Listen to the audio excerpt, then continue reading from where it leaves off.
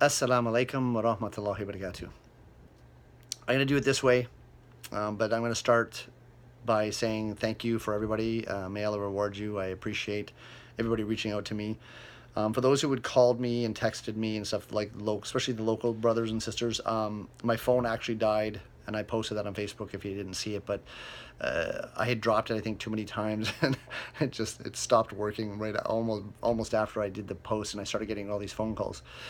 So anyway, alhamdulillah, I got a new phone today, and so if I forget to reach out to you, please text me again. And I've lost contacts and everything too, so please, if you do text me, just let me know who you are, because I get these random phone number and, hey, how are you doing, akhi? And I'm like, okay, so I have to go through the awkward moments of say, who are you, right? So, but anyway, instead of having to tell everybody one on one, and I'm tired. I'm really tired. Alhamdulillah, I've always had strong conviction and strong faith in Islam and my belief in Allah and His Messenger. Obviously, it doesn't mean that I'm 99.9% of the time, I'm all over the place with my practice, right? But and at least in my heart, I've never had doubts in Islam, and I don't believe that Allah is doing what He's doing to punish me or anything like that. I think it's the opposite. He's testing me, and He believes that my wife and I can go through these things. And so it's just been a really tough year, and I'm just tired. So that's where the post was coming from. So I just needed to just say, look, I need to freak out, and I wasn't quite ready and to tell or to go. I'm just trying to I'm trying to get everything in my head. So but when things really started going crazy, it's actually been 11 months today. So January 6th when everything started. Is that 11 months? I think it's 11 months. 10 or 11 months.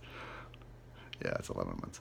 Because it'll be one more month will be 12. Yeah, that's how you do the math. Oh, God. I have to laugh because I'm just... Oh.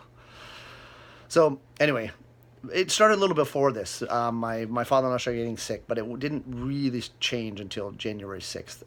My father-in-law had been falling down. They thought was having strokes, small, minor strokes, so they put him in the hospital, and it turns out they diagnosed him with gliomas, I believe is the term, a type of a very aggressive type of brain cancer. They took one out, which was about the size of a golf ball. He had one that they couldn't operate on. They couldn't remove it, which was about the size of a small orange. And so I... yeah, it was tough. And then, but unfortunately, it got tougher because the next day, my mother-in-law was diagnosed with ovarian cancer, and they ended up getting put into separate hospitals. And over the next month, they started, once they kind of diagnosed the problem and they got ready to start the treatment, my mother-in-law and my father-in-law both started doing chemotherapy. My mother-in-law, unfortunately, a week after she had started chemo in February, I think it was the 18th, she'd passed away suddenly. It just happened. We expected he was the one that was going to go first, just because of in terms of the appearance. He was paralyzed and bedridden, and he's been kind of up and down since then. But she was just sudden. They told us to go home. She got put in the hospital again, and they said everything's fine. She's just a little sick, and they called us back a few hours later, and we went in, and she just... I was literally on my phone with my sister-in-law telling her, look, you better come in. Things aren't going well, and it was at that moment she just passed away while I was on the phone. I was like, I had to suddenly backpedal and explain to my sister-in-law that you got to come. Then the next day, they hadn't seen each other in a while, and they'd been married for 40 years, and so we had to, the three of us had to go and explain to this man that he's never going to see his wife again. So that was a tough thing. Now, a couple months later, he moved in with us, and because he could only, the hospital is not a care facility, right? So in terms of long-term care, and his condition was long-term. So we brought him home with us, and unfortunately, I shouldn't say unfortunately. See, I'm a little confused. I mean, it was a good experience in the sense that, I got to bond with him and get to know him in a different way. I've known him for 29 years, but it was strange because now I'm the lifter in the family, and my wife, she cares in her way, and I so physically I have to do a lot of things. So I've had to see him in ways I'm not accustomed to seeing, cleaning him, taking him to the bathroom, helping bathe him, all of these kind of things. And it it was weird. It's still a little awkward. I know he's uncomfortable with it, but it is what it is, right? You got to just step up. And so I every time we had people come in to help us to, I would always learn and ask them and get them to teach me, so that, because they would come in for 30 minutes a day, but the other 23 and a half hours we have to take care of them. And that's where the get tired, the brain doesn't work. That's where things got challenging, because I have to watch him 24 hours a day, and every little creak or every sound, I'm worried about him falling, because he's in a place, he doesn't want to be a burden, but unfortunately there's no choice. Like, you know I accept the burden in terms of the positive side, that it's not an issue, like it's a weight that I have to bear. But for him,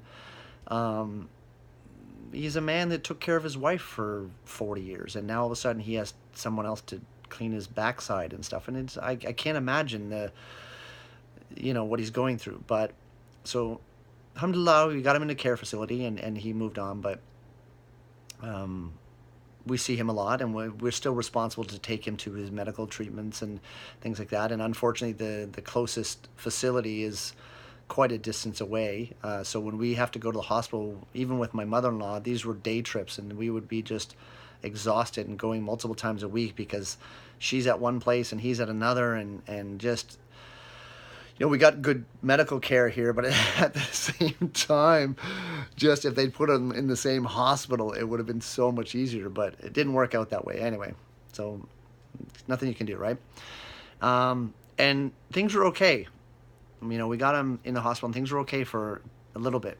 But then 2 months ago, that's when I got really kicked in the gut. My 14-year-old daughter has been struggling, anxiety, bullying, and she didn't want to put pressure on my wife and I, because she knew that we were struggling already, we were just trying to take care of the family, and we're back and forth. I'm trying to do my job, and she just cracked under the pressure. She tried to be a grown-up and tried to get through the situation, and it didn't work out, and she tried to commit suicide. Or she didn't try to, she attempted suicide. I'm confused, so the words just...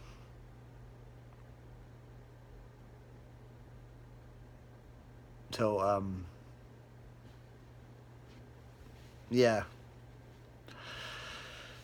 So she got into a facility for a couple of weeks, to help her kind of get on track, and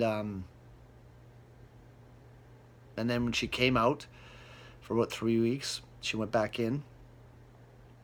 Just things weren't working out, and then when I posted last week the crumbling, she came home, and I think I just collapsed under the pressure, and I just haven't, I'm glad she's home, but I haven't slept for a long time. And then yesterday, my oldest son had a car accident, a small car accident on Monday. He'd passed out. Alhamdulillah, it was nothing, right? So the accident was nothing, but it's just one more thing to add to the pile. He passed out, and his foot came off the brake, and alhamdulillah, he was stopped at a traffic light, and he rolled into the car in front of him, and he just remembers waking up, and the lady from the car in front had asked him what was going on. if he was okay. And so yesterday I took him to the hospital, and they ran tests, and he was just, something has happened with his brain in the last couple of days, and he just, when we took him in yesterday, it was like he was on drugs. His body was not working. He's slurring his speech, and he's getting a little bit of numbness and little bit of paralysis on his left side. So they ran a bunch of tests, and alhamdulillah, they've ruled out brain tumor and cancer, and they've ruled out anything like strokes or brain bleeds or any clotting or anything. So at least that, but we don't know what's going on. So they got him scheduled for some more tests. So anyway, and then on top of that, my phone died last week. Anyway, so I appreciate everybody that's reached out to me, and I plan on trying to get back to everybody, and I spent so much time away from home at the hospitals, traveling to, different cities to take my, like I said, I'm just gone a lot, and I'm tired, and I'm just, this happens to other people. It's never it's something that you hear about, but it's never happened. Until it happens to you, you're just like, oh man, that sucks. And then, but alhamdulillah, I have faith, and I have belief that there's a reason. My wife and I have come together in a way that just, after 29 years we've been together, and we just coming together in a way that we never, it's almost like newlyweds, I guess, in a sense. Like, we're just getting to know each other again, and just, it's putting things into perspective. It sucks that my father-in-law is going to pass away. Could be tomorrow, could be 3 months, 6 months from now. But we do know what's coming. There's no cure for what he has. I believe that, Allah subhanahu wa ta'ala will, he can do anything, but I'm not in this faith healing. Some people have this really strong conviction of faith healing and stuff, and he's not even a Muslim to begin with, and that's another issue that we're struggling with. My wife and I are converts, and the Muslim community knows that there's different positions the opinions are quite strong on these types of situations where non-Muslim family pass away. And anyway, that's not what this is about, but yeah. Anyway, I appreciate it, and I will, yeah, I'm just tired. So, but I appreciate everybody who's commented, and people go through stuff, and I'm sure people have gone through far worse than I have, but it's just, this is my challenge and my wife's challenge, and I hear her crying, and I hear my daughter crying, and I can't do anything. At least that's what I feel like a lot of the times.